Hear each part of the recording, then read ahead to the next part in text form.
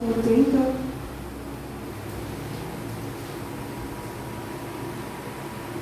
versículo 1, 2 e 3, né? E sucedeu quando Davi e os seus homens haviam chegado a Ziclag no terceiro dia, que os amalequitas haviam invadido o sul de Ziclag, e ferido a Ziclag e a queimado com fogo, e haviam levado cativas as mulheres que nela estavam.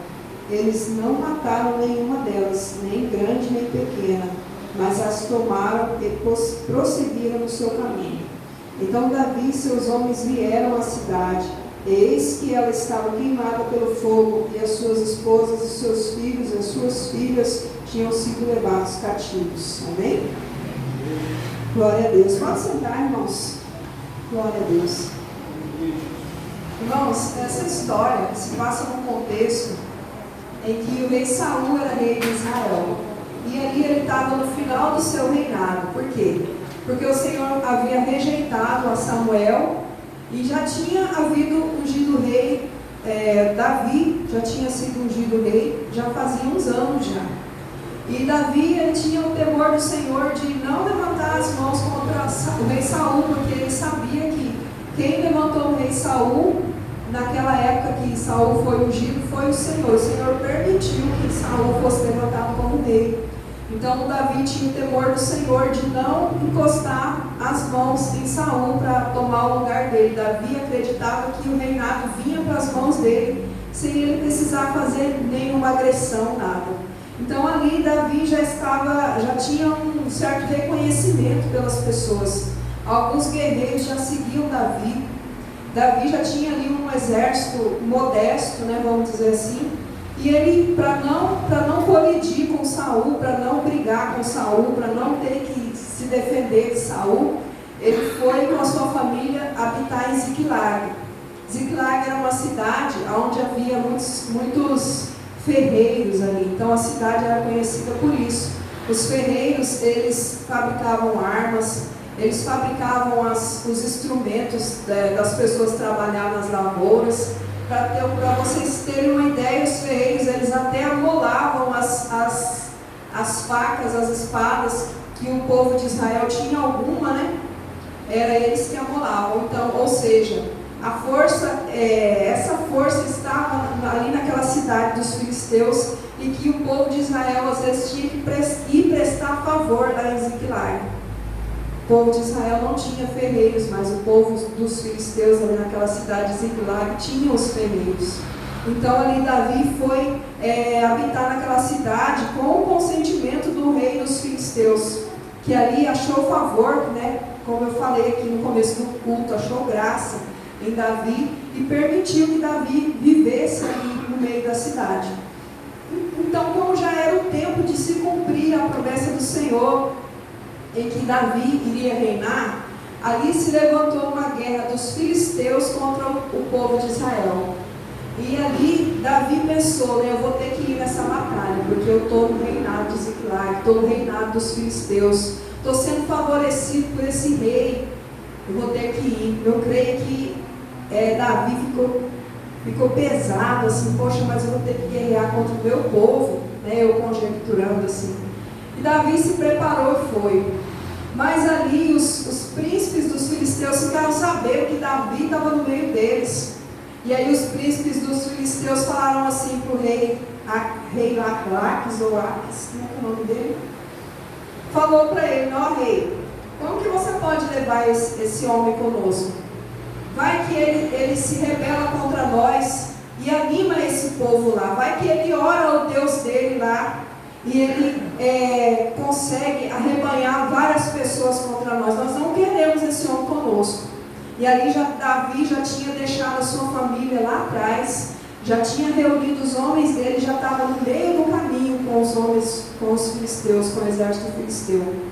Aí Davi, eu creio, assim, na Bíblia não está escrito, mas eu creio que ele respirou, falou, ufa, não vou ter que guerrear contra o meu povo. Deus me ajudou, Deus viu a aflição do meu coração, porque Davi ia ter que guerrear contra o povo dele, imagina. E ali Davi voltou para trás. Davi retornou, irmãos, ele encontrou a cidade dele, o local onde ele morava, incendiado. Haviam levado as mulheres, os filhos dos soldados, incluindo a família dele. E ali, irmãos, aquele povo ficou triste, aquele povo ficou apavorado, pensando: o que será que está acontecendo com as nossas mulheres, com os nossos filhos? E eles ficaram ali. A palavra do Senhor diz que eles choraram até acabar as lágrimas. Imagina o tanto que esse povo chorou, que esse povo ficou aflito. E ali, irmãos, Davi, o povo começou a querer apedrejar Davi, porque apesar de Davi estar triste, estar chorando, Davi não tomou uma atitude precipitada. Ele ali chorou e fez ali, pranteou, mas aí ele se levantou e foi orar ao Senhor. Ele pegou a roupa de sacerdote que ele tinha, e ele vestiu, e ele entrou na presença de Deus, e perguntou para o Senhor o óbvio: Senhor, eu devo ir atrás da minha família? Irmãos, isso é óbvio. Eu acredito que se fosse eu, se fosse você, a gente ia atrás, a gente ia denunciar, a gente ia fazer alguma coisa. Mas Davi ali consultou o Senhor, e o Senhor falou para ele: vai, que eu vou entregar para você a sua família e todas as pessoas que estão lá. E aqui, irmãos, Davi se levantou, no meio do caminho, ele preparou ali, ele tinha 600 homens, ele foi com esses 600 homens, no meio do caminho ele encontrou um que esse exército havia abandonado, porque estava doente, o exército abandonou ele. Aí Davi perguntou para ele: onde que eles estão? Me fala que eu vou poupar a tua vida, porque você também estava lá no meio. Aí aquele homem falou: se você vai poupar a minha vida, então eu vou falar para você onde eles estão. E aí ele falou, e os homens de Davi foram lá e salvou a família dele e daqueles homens. Aqui no versículo 18, e Davi recuperou tudo os que os amalequitas haviam levado consigo. E Davi resgatou suas 2 esposas, e não houve nada que lhes faltasse, nem pequeno, nem grande, nem filhos, nem filhas, nem despojo, nem coisa alguma que deles haviam levado. Davi recuperou tudo. Aleluia, glória a Deus. Irmãos, aqui nessa história, eu estava lendo essa palavra hoje, o Senhor me levou a algumas coisas assim que me chamou a atenção. Davi, ele chegou nessa cidade para se refugiar nela, mas essa cidade não era um lugar de descanso. Davi se distraiu e deixou a sua família, e ali, irmãos, ele precisava se manter vigilante naquele lugar, e ele por um momento faltou com a vigilância, ele deixou a sua família ali.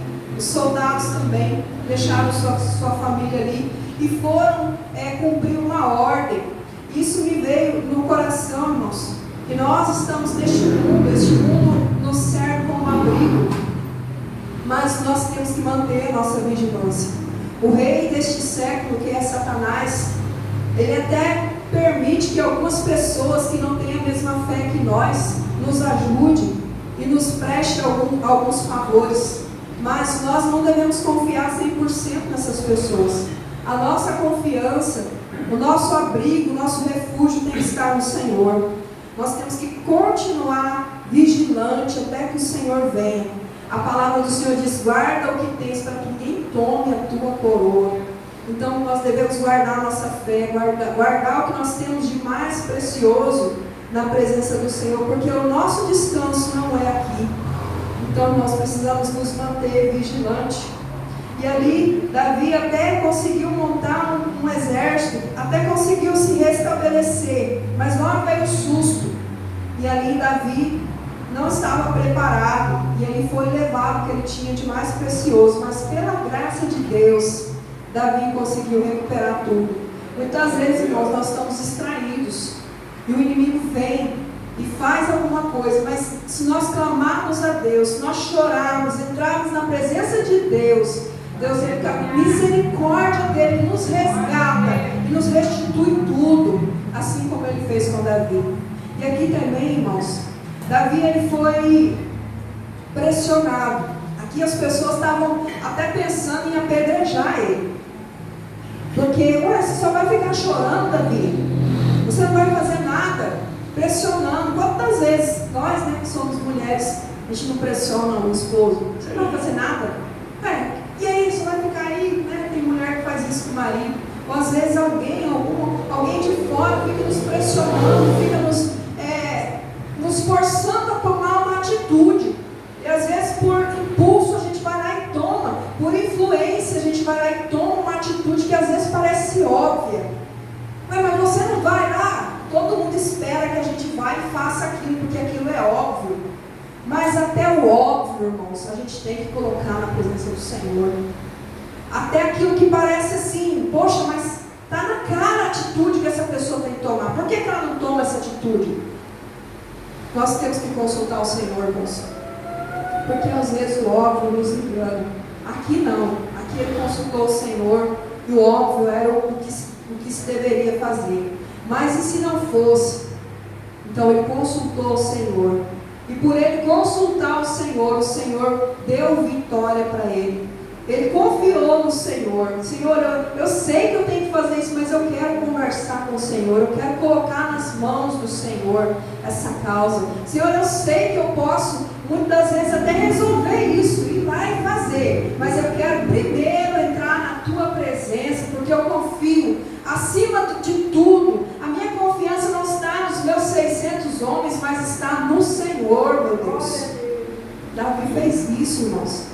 Nós temos que tomar essa lição para nós. O óbvio está na nossa frente. O óbvio está diante de nós para nós tomarmos a decisão. Nós e o Senhor. O Senhor vai ficar para trás ou nós vamos consultar Ele? Amém? Nós vamos consultar Ele, porque nós cremos nele, porque a nossa confiança está nele. Aleluia, Jesus. Glória a Deus. E ainda diante do óbvio, o inimigo pode colocar tropeço, pode colocar alguma coisa, mas se nós estivermos colocados diante de Deus, o Senhor vai nos abrir o caminho, vai nos dar a vitória, em nome de Jesus. E aqui, irmãos, o Senhor me falou também que até quando as coisas dão errado para nós, o Senhor transforma em bênção. Ali Davi talvez ficou preocupado, né? Poxa, mas eu não vou para a batalha. Eu cheguei até aqui, não vou para a batalha. Vou voltar para casa como um desertor, né? Talvez ele pensou assim. Aí chegou lá e ele viu que a família dele estava em risco e que ele precisava socorrer a família dele. E que a principal batalha que ele tinha que travar era essa, pela família dele. Deu errado lá na frente, que ele teve que voltar para trás. Mas deu certo, porque ele foi lá e socorreu a família dele. Talvez se ele não tivesse corrido, ia demorar mais para ele resgatar. Sabe lá o que teria acontecido, ou se ele conseguiria resgatar a família dele. Mas o Senhor mostrou para ele que a principal batalha dele era a família dele. Irmãos, o Senhor falou comigo que tem batalhas que nós travamos, que nem é nossa, que nós escolhemos travar, que nós somos lá e procuramos, e que a nossa principal batalha é cuidar da nossa casa, da nossa família, é buscar o Senhor, é orar ao Senhor, é manter uma vida de vigilância, uma vida de oração. Tem batalhas, irmãos, que nós compramos no nosso trabalho, na nossa escola, aonde a gente está no trânsito. Tem batalha judicial, batalha de tudo quanto é jeito que a gente trava, e que a gente nem precisaria fazer isso.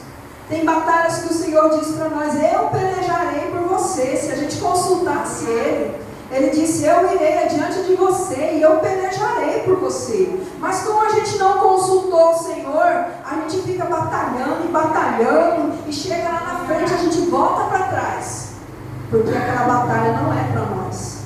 Então que nós venhamos pelejar as batalhas que o Senhor permite para nós. Senhor, eu devo ir. Senhor, talvez Davi tivesse consultado ao Senhor: Senhor, eu devo ir com o rei Aques lá, eu devo ir com os filisteus lá. Aí o Senhor tinha falado para ele, né? Mas ele foi consultar o Senhor lá depois, e aí o Senhor orientou ele. Então, irmãos, que nas nossas batalhas, antes de entrar em qualquer batalha, qualquer conflito, que nós venhamos conversar com o Senhor, que nós venhamos pedir para o Senhor direção para as nossas vidas, para a gente não ficar perdido, indo e voltando, rodeando igual uma barata tonta, como dizem as pessoas, né? Nós viemos buscar a orientação do Senhor. Novamente, o Senhor nos dizendo: busque a minha orientação, busque a minha direção. Aleluia, Jesus.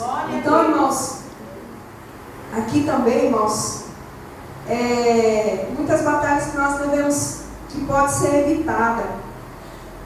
Às vezes a pessoa fala assim: eu estou passando por tanta luta, tanta prova, mas você poderia ter evitado, né? Mas aí você já entrou, você já está lá, aí agora você tem que ir até o fim. Mas muitas batalhas nós poderíamos ter evitado se a gente tivesse buscado ao Senhor. E aqui também, irmãos, o Senhor falou no meu coração que o povo de Deus, ele não deve guerrear um contra o outro. A nossa luta não é um contra o outro, a nossa luta é contra o inimigo da nossa alma. Nós temos um inimigo em comum, o Satanás. Ele sim é o nosso inimigo. O meu irmão que está aqui, né? Olha para o teu irmão aí. Ainda que um dia ele passe raiva em você, ele não é teu inimigo. A palavra do Senhor, hoje eu estava meditando, né? Uma palavra que o Diogo falou, do litígio entre irmãos. Que lá na igreja de Corinto, os irmãos estavam levando uns aos outros no tribunal para brigar, para ver quem que era o certo, quem que era o errado. E o Senhor falou para eles assim: olha, se vocês não conseguem resolver nem as questões de vocês, como que vocês vão ser exemplo para as outras pessoas? Então, o povo de Deus tem que se resolver entre si.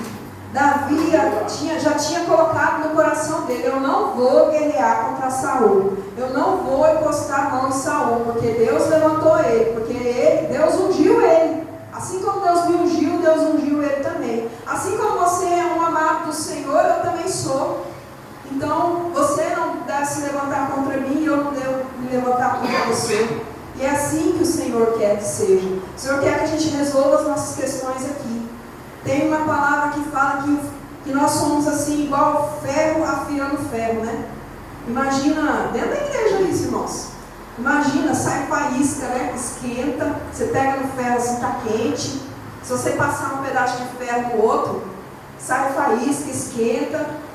Mas é assim que o Senhor nos considera dentro do reino dele, ferro afiando ferro. Então, irmãos, nós vamos aprender um com o outro, e você vai ficar afiado e eu vou ficar afiada também, porque nós estamos na presença de Deus e nós vamos aprender um com o outro, em nome de Jesus. Aleluia. Então, irmãos, o povo de Deus não deve se levantar um contra o outro. Assim como Davi não guerreou, Deus não permitiu.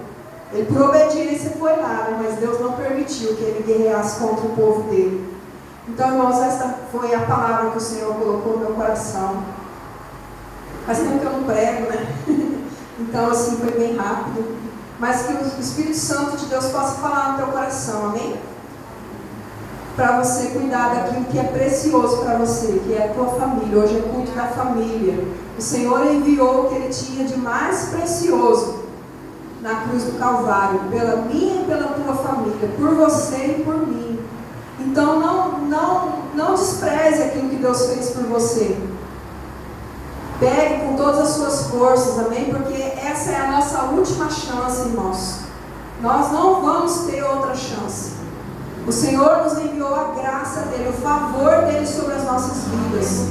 O Senhor não vai nos dar outra chance. É a nossa última chance. Se nós aceitarmos agora, nós seremos bem-aventurados e vamos cear no Senhor lá no céu. Mas se nós desprezarmos essa tão grande graça, o que será de nós, irmãos? Só o Senhor pode nos curar, só o Senhor pode nos salvar, só o Senhor pode nos libertar. Não há salvação fora de Jesus. As pessoas levantam vários ídolos por aí, como se eles pudessem salvar, libertar, curar. Mas o único que pode nos salvar, salvar nossa alma, nos curar, nos libertar por inteiro, por completo, é o Senhor Jesus. Então aproveite, irmãos, toma posse desse tesouro, em nome de Jesus. Vamos ficar de pé. Aleluia. Eu quero que você ore pela tua família, amém? Você vai